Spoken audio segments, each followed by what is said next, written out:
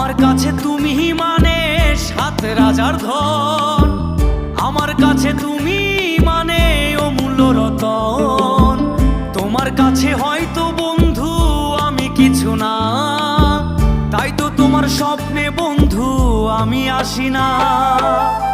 আমি মানে তুমি আর তুমি মানে আমি, আমার কাছে আমার চেয়ে বন্ধু তুমি দামি।